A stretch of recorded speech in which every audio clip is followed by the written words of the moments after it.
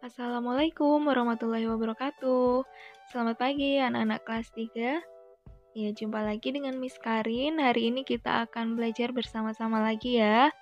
Jika di tema 1 kemarin kalian sudah belajar tentang pertumbuhan dan perkembangan makhluk hidup, nah hari ini kita lanjutkan ke tema 2, yaitu tentang menyayangi tumbuhan dan hewan. Tapi sebelum belajar, Miss Karin ingin tahu dulu kabar kalian di rumah. Apakah semuanya sehat? Ya, Miss Karin harap semuanya dalam keadaan sehat dan masih semangat belajar ya, anak-anak.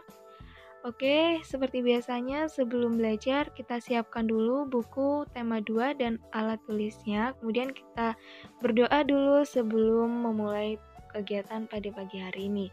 Silakan berdoa di rumah masing-masing, berdoa dimulai.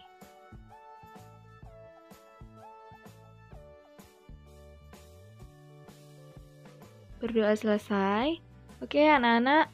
Nah, di tema 1 kemarin kita sudah mempelajari pertumbuhan dan perkembangan makhluk hidup. Nah, pastinya kalian masih ingat ya, makhluk hidup itu ada apa saja?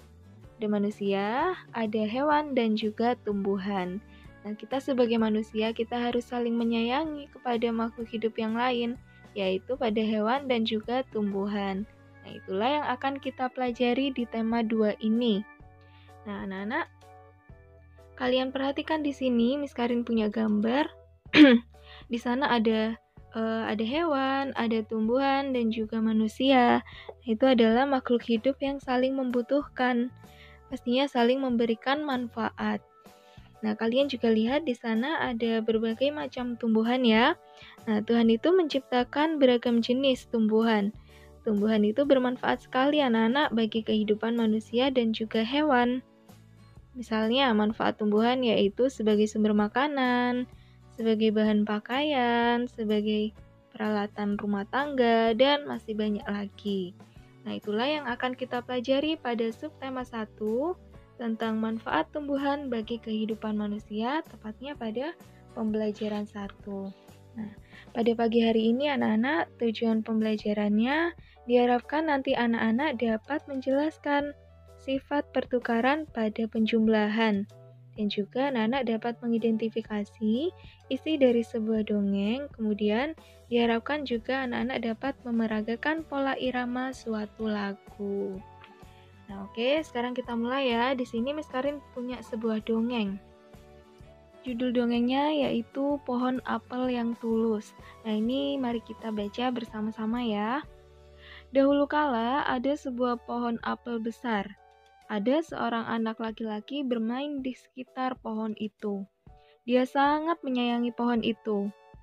Pohon itu juga senang bermain bersamanya. Waktu berlalu, anak laki-laki itu tumbuh dewasa. Suatu hari, ia datang kembali. Pohon apel menyambutnya dengan gembira.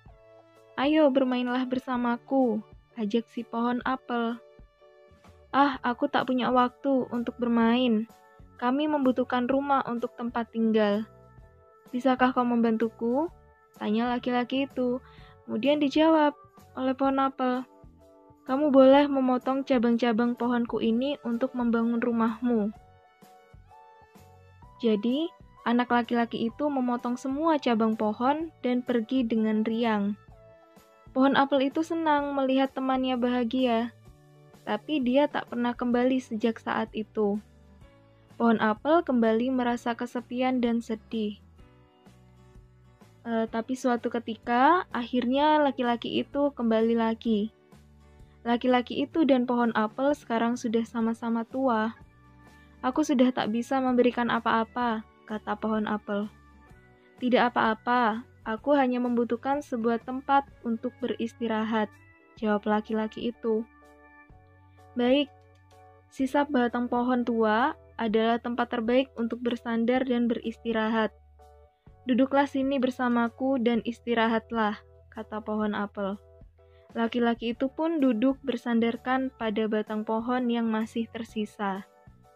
Pohon apel pun menangis bahagia. Akhirnya mereka pun bersama lagi. Nah, jadi itulah dongeng yang menceritakan pertemanan antara pohon apel dan anak laki-laki. Nah, mereka dulunya berteman baik anak-anak. Kemudian setelah dewasa, anak laki-laki itu tidak mau diajak bermain dengan pohon apel, tetapi laki-laki itu meminta bantuan untuk dibuatkan tempat tinggal. Nah, setelah dibantu dengan pohon apel, laki-laki itu pergi dan tidak kembali. Kemudian waktu berlalu, laki-laki itu kembali lagi. Kemudian mereka bersama-sama bahagia dan menjalin pertemanan seperti dulu lagi. Nah, itulah isi dari cerita dongeng yang barusan kita baca. Kalian bisa membacanya ulang pada buku tema kalian, yaitu tema 2 pada halaman 2 ya. Kemudian anak-anak, setelah membaca dongeng, sekarang kita lihat Dayu. Dayu sedang menyapu halaman rumah. Saat menyapu, Dayu mempunyai ide untuk mengumpulkan daun-daun kering yang rencananya akan ia gunakan untuk belajar. Nah, kira-kira Dayu ini mau belajar apa ya? Kemudian, Dayu mengambil beberapa helai daun kering, lalu meletakkannya di sebuah kotak. Ia mengambil lagi beberapa helai daun kering dan meletakkannya pada kotak yang lain. Jadi pertama Dayu sudah mengumpulkan daun, ia letakkan di sebuah kotak, kemudian Dayu mencari daun lagi, diletakkan di kotak yang lain. Nah, di kotak pertama ada 35 helai daun kering. Nah, ini kotak yang pertama kita beri nama kotak A, jumlahnya ada 35 helai daun ya. Kemudian di kotak kedua ada 15 helai daun kering. Nah, ini kotak kedua kita beri nama kotak B, ada 15 helai daun kering. Lalu Dayu ingin mengetahui jumlah seluruh daun yang sudah dia kumpulkan. Kita bantu Dayu ya untuk menjumlahkan. Berarti kotak yang pertama dijumlahkan dengan kotak yang kedua. Atau sama dengan A ditambah B, yang A berisi 35, yang B berisi 15 helai daun, berarti 35 ditambah 15 hasilnya berapa anak-anak? Iya, ada 50 helai daun kering. Itu jumlah daun yang sudah dikumpulkan oleh Dayu. Nah, sekarang Dayu ingin tahu, jika posisi kotak itu ditukar, apakah jumlah daunnya akan sama? Nah, mari kita coba ya. Sekarang kita letakkan kotak yang B di sini. Kemudian kotak yang A di sebelah sini. Jumlahnya masih tetap sama ya, yaitu kotak B 15 helai dan kotak yang A 35 helai. Sekarang kita jumlahkan dari kotak yang B ditambah dengan kotak yang A. Berarti 15 ditambah 35. Hasilnya berapa anak-anak? Iya, hasilnya 50.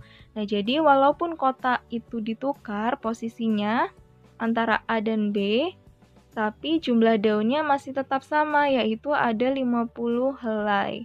Nah, seperti itu ya. Kemudian di sini Miss Karin juga punya contoh lagi, kalian perhatikan. Misalnya, kita pakai angka yang sederhana ya, yaitu 5 ditambah 3, hasilnya 8. Kemudian sekarang kita tukar. Misalnya 3 ditambah 5, hasilnya berapa anak-anak? Iya, hasilnya tetap 8. Jadi di sini dapat disimpulkan 5 ditambah 3 sama dengan 3 ditambah 5. Mengapa Miss sama dengan? Karena walaupun posisinya itu dipindah atau ditukar, hasilnya sama-sama 8. Nah, seperti itu ya. Atau juga dapat disimpulkan bahwa penjumlahan dua bilangan cacah hasilnya akan sama, walaupun kedua bilangan tersebut ditukar.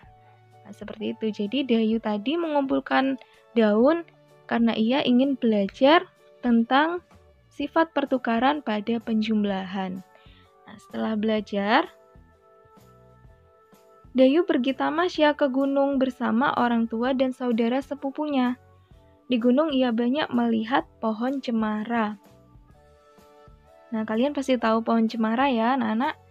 Pohon cemara itu memiliki banyak manfaat bagi manusia. Salah satunya, kayu cemara digunakan untuk membuat perabot rumah tangga. Nah, di sini Miss Karin punya sebuah lagu, judulnya Cemara, yaitu ciptaan A.T. Mahmud. Mari kita lihat bersama-sama ya.